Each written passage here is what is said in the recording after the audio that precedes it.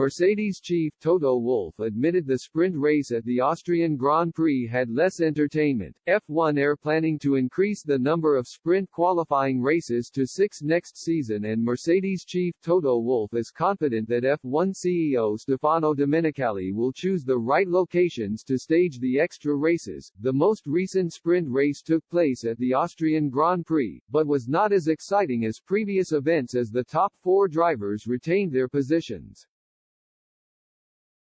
And Wolff admitted the sprint had less entertainment and believes F1 need to ensure they choose the best venues for future events. I think if I have trust in one person to choose the right sprint races, it's Stefano, Wolff said. And Stefano will have seen the Austria sprint race and will take it into consideration. I think the reason why races have less entertainment is because there's just too much performance gap between the teams. If you have Verstappen disappearing in a distance, the 2 Ferraris being the only entertainment during the race, and then we, Mercedes, are in the middle of nowhere in no man's land, then the others are further behind, and then you have DRS trains. That never can make a good sprint race. Meanwhile, Haas driver Kevin Magnussen has called for a change to the rules for sprint races.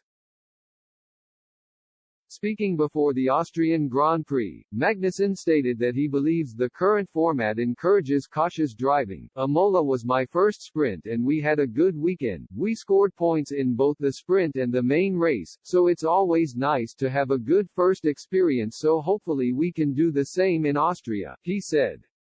I watched them last year and the big question is whether or not you want to take a risk in the sprint. If you didn't qualify for your position in the main race during the sprint and instead the qualifying on Friday was your starting position for both the sprint and the main race, then you would be able to go for it in the sprint without having to take risks for your starting position.